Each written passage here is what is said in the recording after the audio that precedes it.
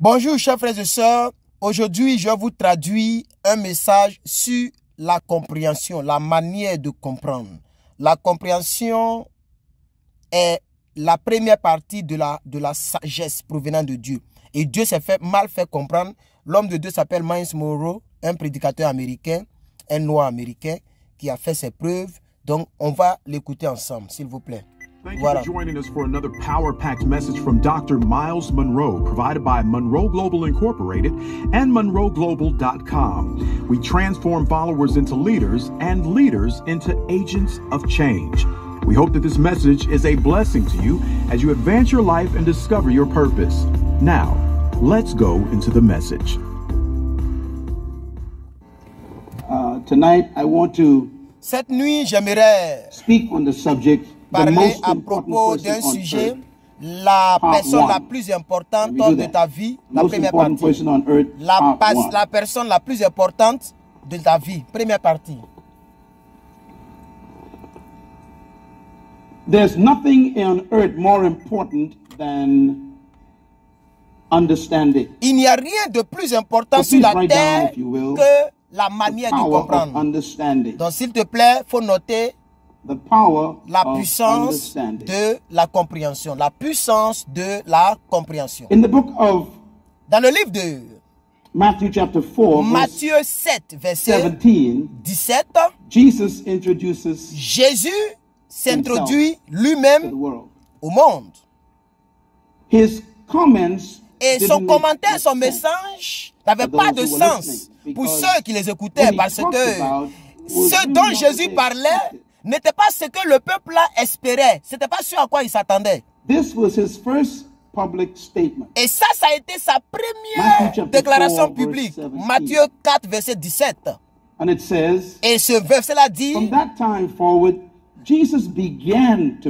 et c'est à partir de ce verset que Jésus a commencé à prêcher sur la terre. Et il dit, la repentance du royaume des cieux est venue sur la terre. Ce message, c'est à partir de ce message que les propres difficultés de Jésus ont commencé. Parce que ce dont il parlait, ce n'est pas à quoi le peuple s'attendait. Le peuple s'attendait à un message religieux. Ils espéraient avoir un message qui va venir résoudre leurs problèmes religieux. Et Jésus les a déçus avec un autre message de la repentance. Donc maintenant, dans le livre de Proverbes 4, verset 7, il y a un message là-bas à propos de la compréhension. It says this, Proverbs chapter 4, verse 7. Le Proverbe 4, verset 7. Wisdom is supreme. La sagesse est supérieure. Donc il faut avoir la sagesse. Et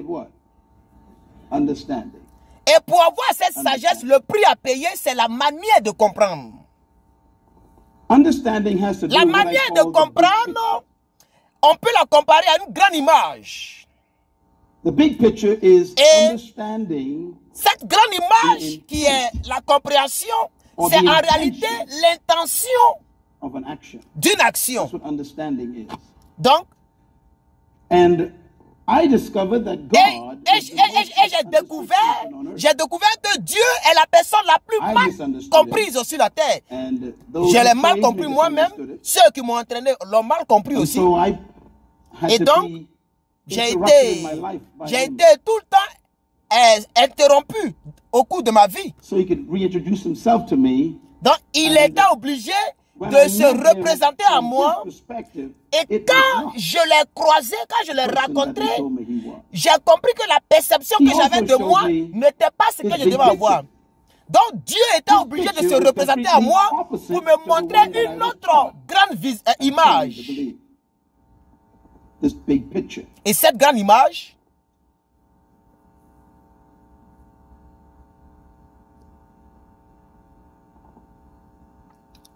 what is God's big picture?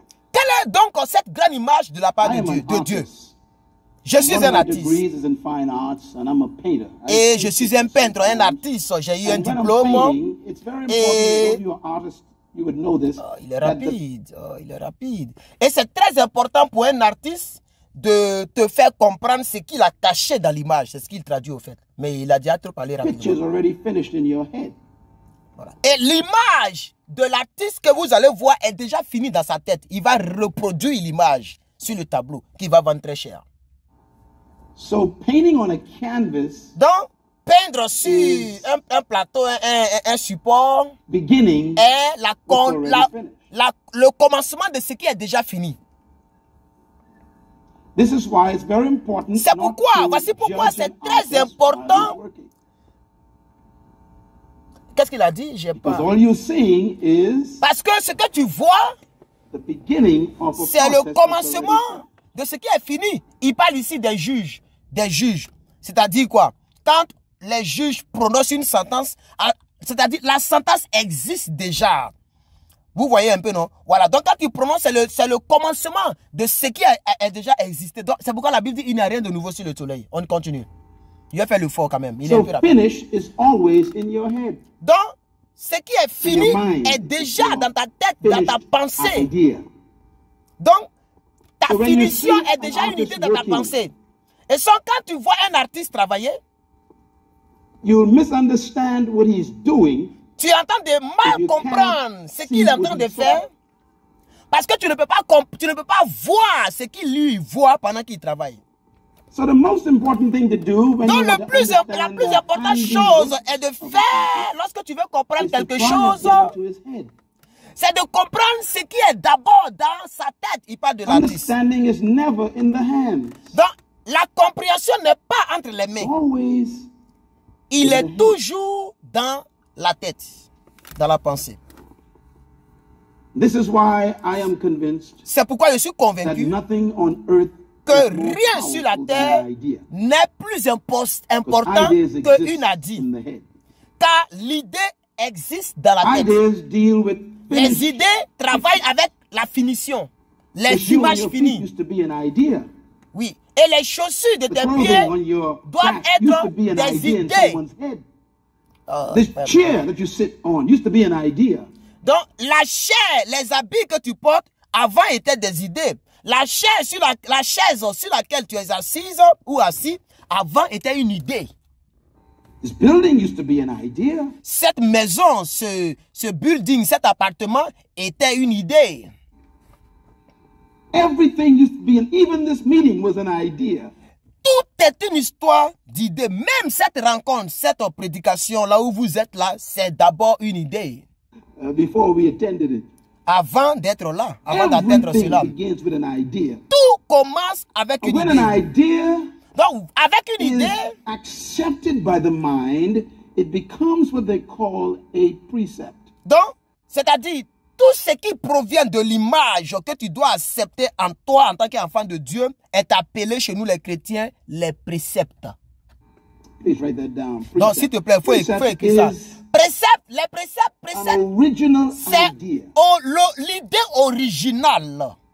When a precept quand tu as un précepte, it becomes a concept. Quand le précepte, oui, c'est pas, je ne connais pas bien si on dit le là, mais lorsque les préceptes sont perçus par toi, ça devient donc un concept. Please write the word concept down. Donc il faut écrire encore le mot concept. Concept, c'est l'image. Oui, c'est l'image de l'idée. C'est bizarre, hein, mais il faut bien comprendre.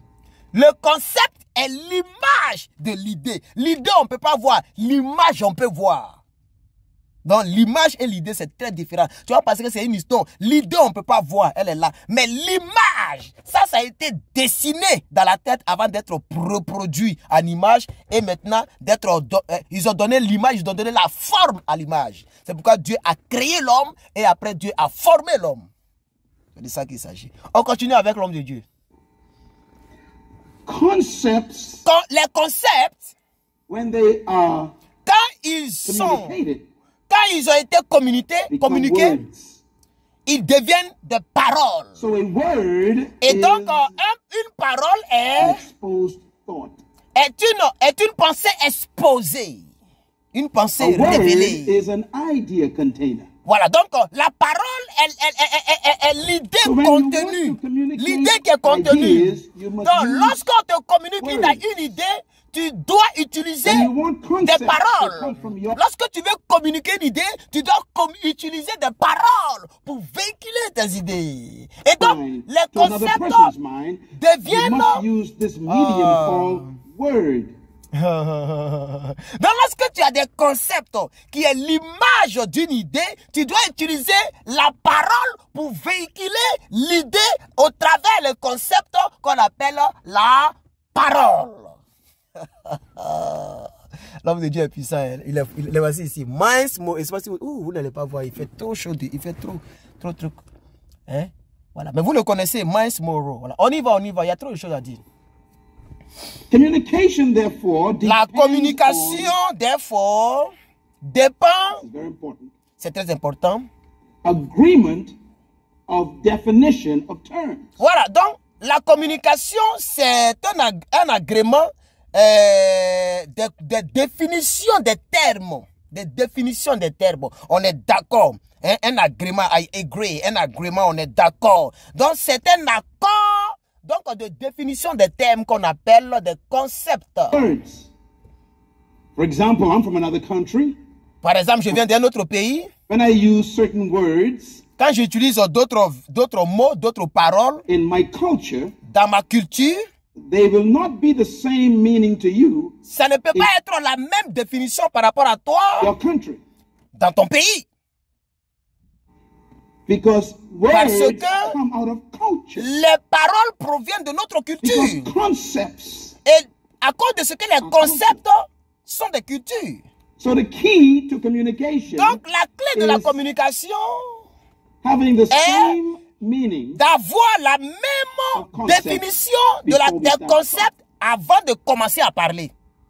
So if I want to communicate Donc with si je veux communiquer avec toi, la première des choses, c'est d'être sûr, que ma définition est la même que ta définition. S'il vous plaît, suivez-moi. So the key donc, les clés ou la clé successful communication pour une communication réussie est lorsque mes concepts sont pareils à les tiennes dans ta tête et les paroles que nous utiliserons dans nos concepts sont les mêmes. Et nous deux, nous venons d'une même culture. It is called a misconception. Voilà. Lorsqu'il y a un malentendu des mots dans notre manière de véhiculer nos concepts, cela est appelé misconception, c'est-à-dire, malentendement. Cela est appelé malentendement. Il y a un malentendu. C'est pourquoi il parle, son message, le titre c'est la puissance de l'entendement. The power of understanding. La puissance de l'entendement. Donc, si tu ne comprends pas comment Dieu fonctionne, si c'est la puissance de l'entendement. Si tu ne comprends pas, si tu n'es pas dans l'entendement divin, tu vas passer à côté de ce qu'on appelle le christianisme. Car le christianisme n'est pas une religion. On continue avec l'homme de Dieu. Nothing could be more dangerous than a misconception. Rien ne peut être plus dangereux qu'un malentendu. Parce qu'un malentendu produit beaucoup de malentendus et beaucoup de malentendus produisent de mauvaises idéologies. Des mauvaises idéologies. Et lorsque tu sors de cette conversation avec une mauvaise conclusion de votre communication qui a été produit a belief system that is contaminated. Voilà, donc lorsque tu sors de là avec une mauvaise conclusion, ton système de compréhension est contaminé par le malentendu qui provient de votre communication. J'ai fait l'effort de traduire, mon frère. What you believe and what I believe. Ce que tu crois et ce que je crois, nous croyons. C'est-à-dire quand tu crois et puis je crois, nous croyons. Mais la question est, is what you believe est-ce que ce que tu crois est vrai, est juste? Tu crois, mais est-ce que c'est juste? You believe something, parce que tu crois en quelque chose, ça ne veut pas dire que c'est juste. Ce n'est pas parce que tu crois en une chose qu'elle est juste. This is why I am Voici pourquoi je suis très sceptique en ce qui concerne les idées de théologie, d'idéologie, parce que l'idéologie sont des produits de notre concept. Donc ce que j'essaie de faire, ce que j'ai toujours essayé de faire dans mes 38 dernières années sur la terre, c'est de travailler closely. C'est de travailler de plus près. Closely, donc de plus près dans le but de découvrir la vérité. Et j'ai essayé beaucoup de choses. J'ai essayé beaucoup de voies pour découvrir d'où provient la source de toute information qui me vient. Voilà. Because if I can get the precept, then the concept will be right. Therefore, the belief system will be corrected. Yes. Oh, ce qu'il dit, c'est fort. C'est fort. Si tu ne fais pas attention au concept, aux mots utilisés, ok, et que ces concepts arrivent donc à pénétrer ton système de compréhension sera corrompu. And so I want to go back and crawl up in the mind of the person who originated everything. Yeah. Donc, lorsqu'une information me parvient, j'ai envie de repartir à la source pour voir le concept de la personne qui a donc mis en place cette idée ou cette réflexion. That's why I am not interested in the hands of God. Je ne suis pas intéressé par rapport aux mains de Dieu. Par rapport à ce qui est dans les mains de Dieu. Ça paraît miracle, ça paraît miraculeux, n'est-ce pas? I am more concerned about je suis beaucoup intéressé par rapport à ce qui est dans la tête, dans la pensée de Dieu. The only person who God ever said these words to. He said, "You are a man after my own heart." The word heart there is the Hebrew word mind. Voilà. Donc, quand la Bible parle de David et puis dit tu es l'homme selon mon cœur, le mot heart, le cœur utilisé ici en hébreu veut dire mind. Dans ma pensée, tu es l'homme selon mes pensées. L'homme selon ce que je veux dans ma tête par rapport aux humains sur la terre. C'est pas l'amour de cœur, non. C'est ça, c'est ce qu'il dit. Everybody wants miracles. Everybody tout le monde veut des miracles. Tout le monde veut des bénédictions. You want to know what's in my head? I like you, he says. I will tell you secrets. Yeah. Donc si j'arrive à t'aimer comme j'aime David, tu auras tous les secrets. Dans Psaume 119, il dit montre-moi, apprends-moi les préceptes. Je vais connaître tes préceptes. If I can learn your what? Precepts. I want to know the idea before. Montre-moi tes préceptes. What was your original picture? Quelle était l'original? Quelle était ton image originale me concernant? D'accord, bien. That's what I did. Ça c'est ce que j'ai fait aussi. Let me give you something that you laisse-moi te donner quelque chose qui va te permettre de ne pas. Si tu as une Bible, il faut ouvrir Jean chapitre 1. John, who is he's trying to introduce. Jean, qui était un penseur très profond, il essaie d'introduire Jesus from his perspective to the world. Donc, il essaie d'introduire Jésus à partir donc de sa perspective au monde. C'est-à-dire où Jésus commence, où il part, c'est-à-dire où tout commence. C'est comme ça Jean écrit son livre. And John uses words that are confusing. Et Jean utilise certains mots qui m'ont confus. Il commence son livre avec ces paroles. Au commencement, was the word.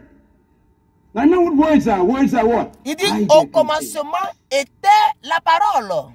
In the beginning was the word. Au commencement était la parole et la parole était Dieu et la parole était avec Dieu. In the beginning with God. Et la parole était avec Dieu. Donc toutes choses qui existent ont été faites par la parole. Donc il faut écrire le mot, il faut écrire le mot. It's kind of difficult to translate with a word. You actually got to use a sentence for it. Yeah. And when they translated from the Hebrew to the Greek. The Greek word they use here for the Hebrew word is the word logos. Donc, L-O-G-O-S. L-O-G-O-O-S. Donc, le mot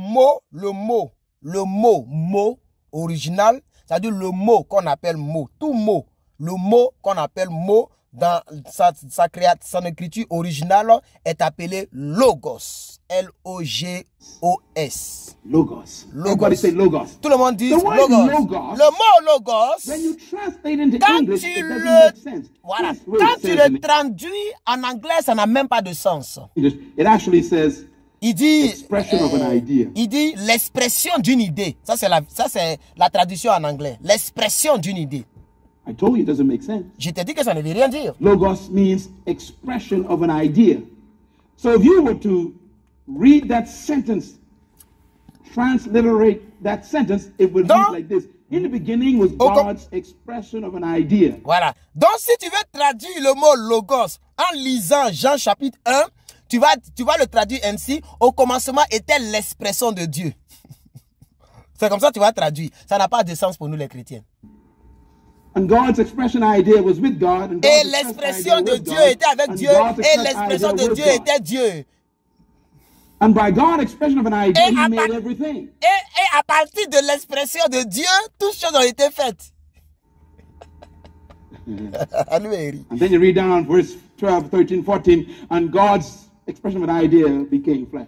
Et quand tu sautes un peu, puis tu lis les versets 12, 13, 14, et l'expression de Dieu est devenue chair. Ça n'a pas de sens vraiment. Est-ce que tu peux mettre ta pensée autour de ça là, et puis tu vas dire l'expression de Dieu a créé mes pieds. If you want to know God's ideas, si tu veux connaître l'expression de Dieu, just study Jesus. Il faut étudier Jésus qui est là, lui-même. Pas une idée. Si tu veux savoir ce que Dieu pense, il faut écouter Jésus, il faut voir comment Jésus pense. And his first statement was, et la première déclaration de Jésus était, repent. La repentance. The word repent means to change the way you think. La repentance veut dire qu'il faut changer la manière dont tu penses. Ça n'a rien à voir avec ce que tu fais. C'est là, la vraie repentance.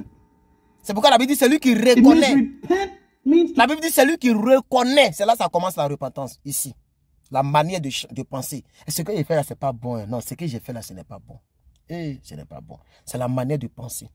Mais quand tu fais les mauvaises choses et puis tu ne médites pas là-dessus, tu ne penses pas là-dessus, c'est pas quand tu vas pleurer à l'église que Dieu va te pardonner. Il regarde la manière de penser. C'est ça la vraie repentance. C'est ce que l'homme de Dieu dit. Change the way you've been trained to think. Why? Donc il faut changer la manière dont tu traitais les pensées dans ton esprit. Pourquoi?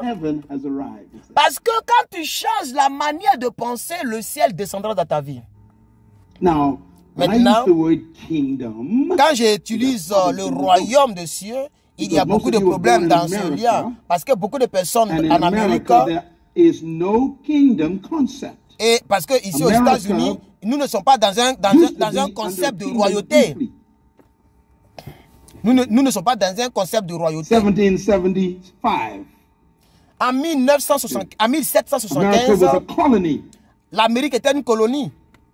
Even that concept is no longer. Même si ce concept n'existe plus. Jesus would use to use the word "Thy kingdom come."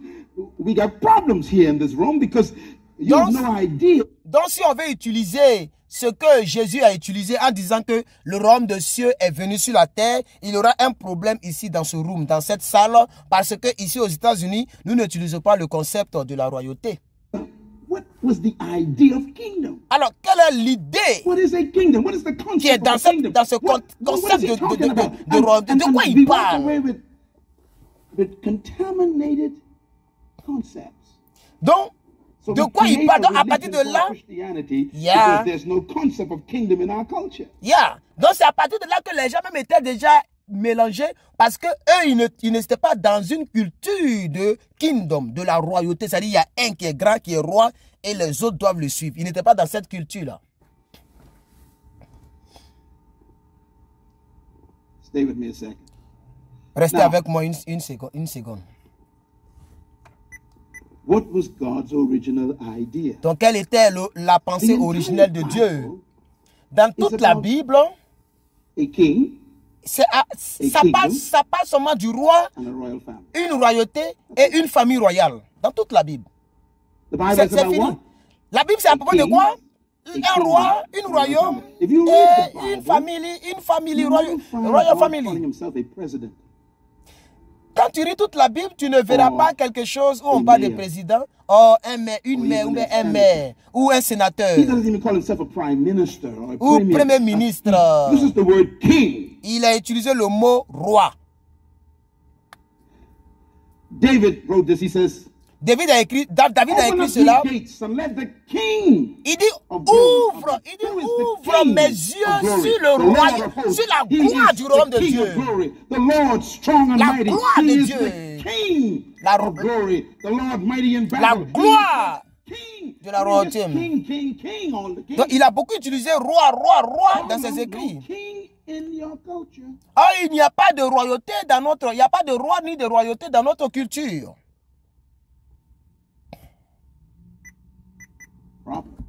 Il y a un problème là.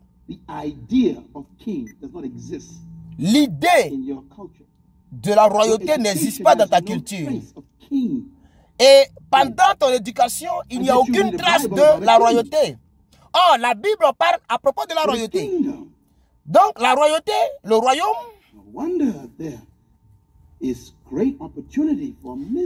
Donc, ce qui est magnifique, ce qui est intéressant dans cette histoire, c'est qu'il y a ce à quoi vous devez faire attention, c'est qu'il y a un malentendu là, un malentendu. Il y a une mauvaise conclusion qui sera tirée et ça va devenir, ça va contaminer plusieurs systèmes de croyances. Oh, maintenant écoute-moi. Avant de te quitter, j'aimerais parler à propos de l'expérience de la vie. Je vais expliquer pourquoi cette semaine est la semaine la plus importante dans ta vie. Parce que nous sommes en train de partir pour réintroduire le concept qui est vraiment dans ce livre, c'est-à-dire dans la Bible. L'idée originale. L'idée originale de ce livre, c'est ça que nous allons découvrir ensemble. De la Bible. Everybody say kingdom. Que tout le monde dise la royauté. God was the first one ou le royaume de to Dieu. create a kingdom. Dieu a été la première personne qui a créé la royauté. Bible says God created the heavens. La Bible dit que Dieu a créé le ciel. King of heaven. Et il est le roi du ciel. Et il est dans le ciel de manière invisible. Et ceci est devenu réel.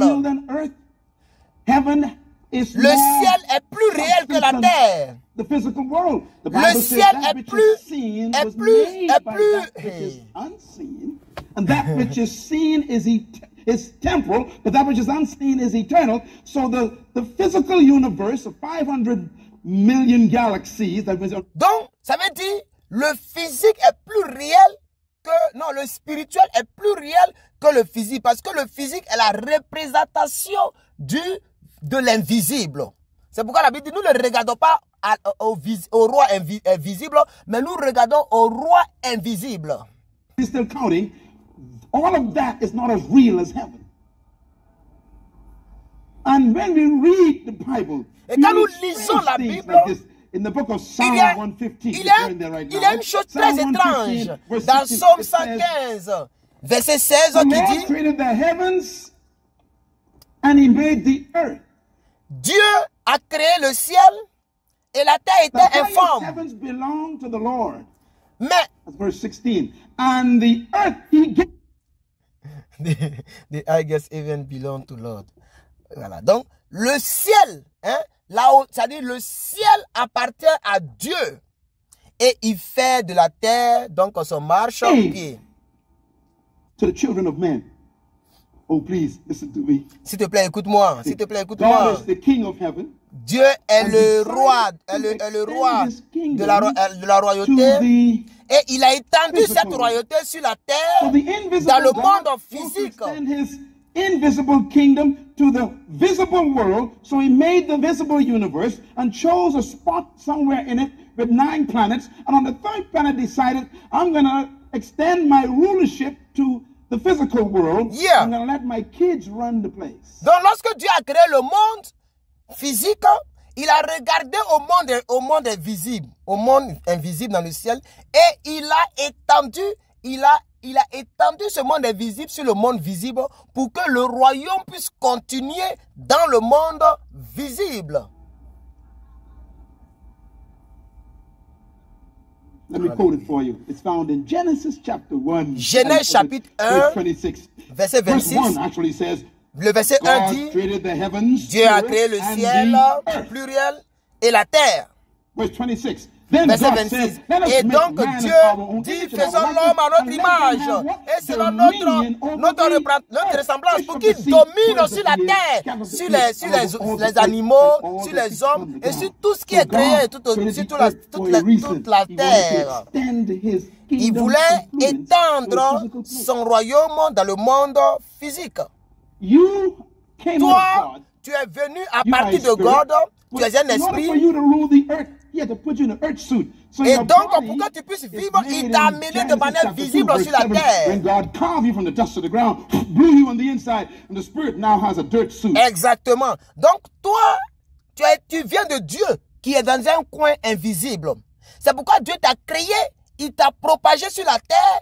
Et comme tu es dans le monde visible maintenant, il a pris maintenant la boue à laquelle il a donné une forme et il a soufflé dans cette boue-là pour que la vie spirituelle de Dieu-là puisse entrer en toi pour que tu deviennes un être vivant. Je vais juste reprendre cette partie-là pour vous. Écoutez très bien. Verse 26. Verse 1 actually says, God created the heavens, plural, and the earth. On est d'accord. Dieu a créé le ciel et la terre. Then God said, let us make man in our own image and our likeness, and let them have what? Dominion. Donc créons l'homme à notre image, à notre ressemblance, pour qu'il domine sur la terre, sur les poissons.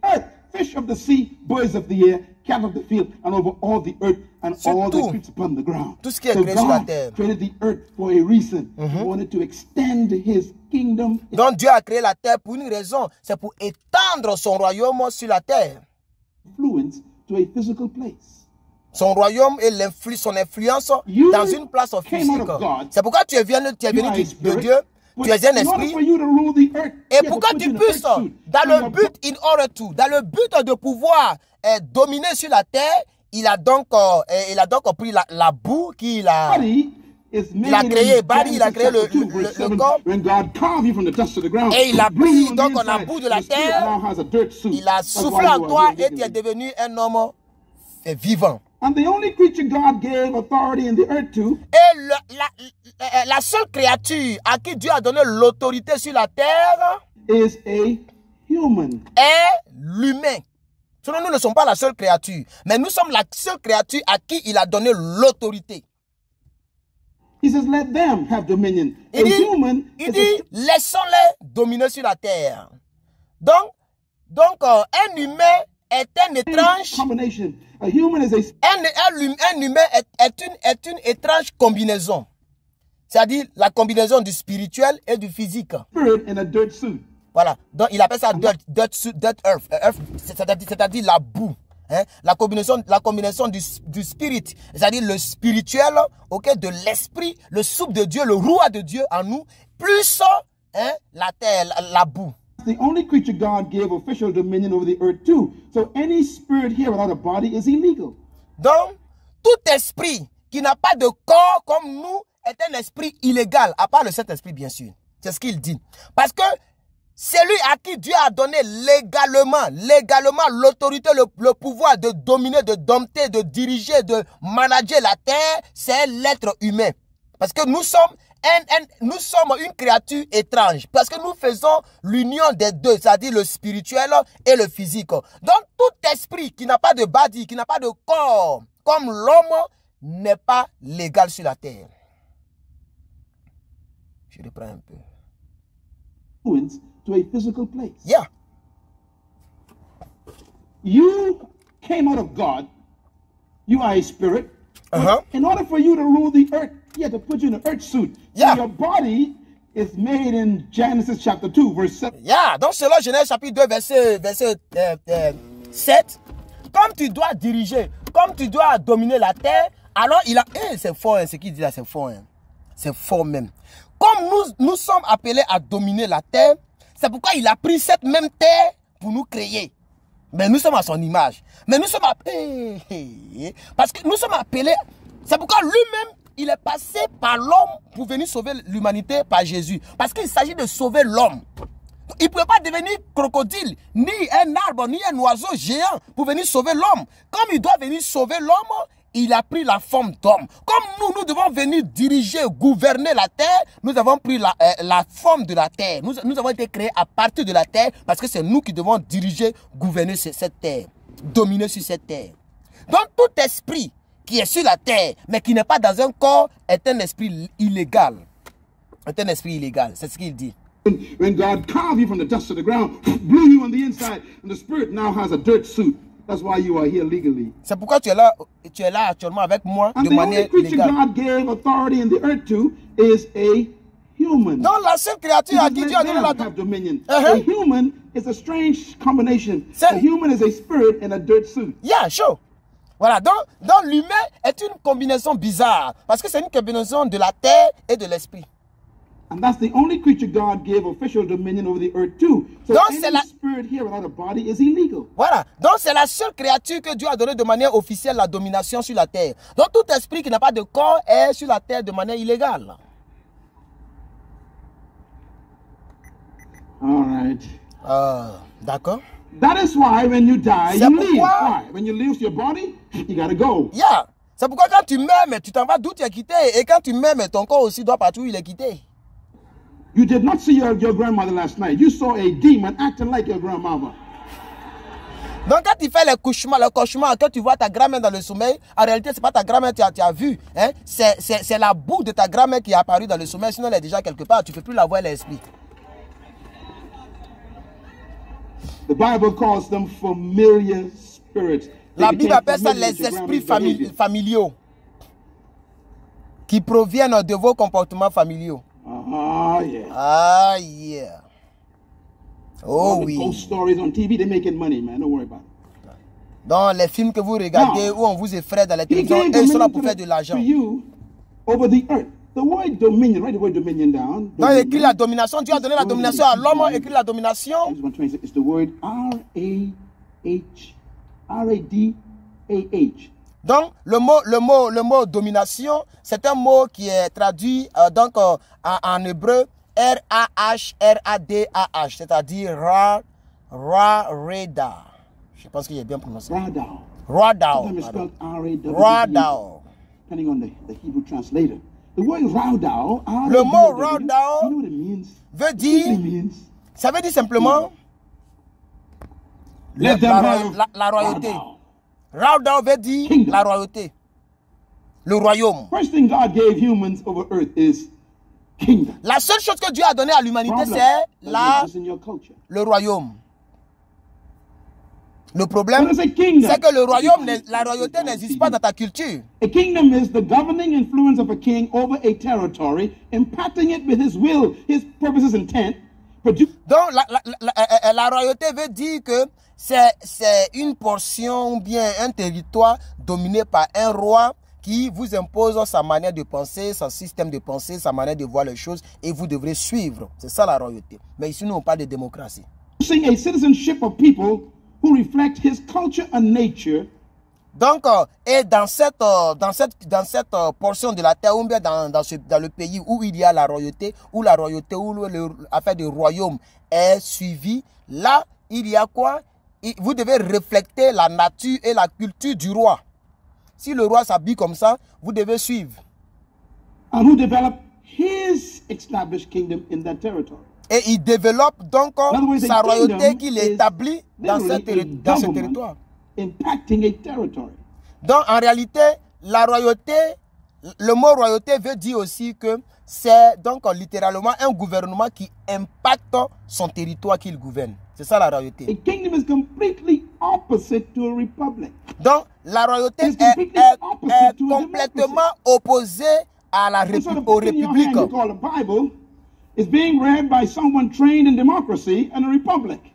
And therefore the Bible is in danger every morning in America. Donc la Bible devient un danger tous les matins ici aux États-Unis. Parce que tu es ici par la domination suprême. Alors donc il y a plein de choses à dire, mais je vois que la vidéo devient longue. Ce que je vais faire dans une autre, si vous avez aimé ceci, on va continuer, on va prendre encore un autre message. Donc dites-moi dans les commentaires si vous avez aimé. Voilà, c'est un message un peu très difficile à percevoir, mais je pense que nous avons perçu quelque chose. Voilà. Mais il a encore d'autres messages plus magnifiques, plus excellents, plus waouh qui existent encore. Mais suivez ce message. Si ça vous a plu, faites-moi signe et je pourrai donc essayer de traduire plusieurs de ces messages. Même si le mariage c'est extraordinaire, des révélations pas possibles. Des révélations pas possibles. Le monsieur Dieu l'a vraiment utilisé. Que Dieu bénisse tous les abonnés de Plus que Vainqueur. Pour l'instant, notre page donc, est handicapée. Notre page est frappée. Nous sommes vraiment restreints. Notre page n'a pas de notification. On m'empêche de faire des lives. On m'empêche de faire beaucoup de choses. Même pour poster, c'est compliqué. Et là, il me reste encore 15 jours. Après les 15 jours, ils vont me donner les droits de la page et je pourrai faire des directs. Voilà. Donc très souvent, on pourra aussi traduire d'autres prédications pour d'autres hommes de Dieu qui parlent anglais. Pas les hommes de Dieu anglophones qui font miracle, non. Il n'a pas dit c'est faux, c'est vrai, mais j'aime la parole de Dieu. Les choses réfléchies. Ici, on a écouté le concept, les idées, la pensée. On a étudié la compréhension, la manière de comprendre, la manière de faire, la manière de voir dans les choses de Dieu. Et je pense que ça vous aura fait du bien. C'était l'évangéliste Plus que Vainqueur. Que Dieu vous bénisse. Je vous remercie.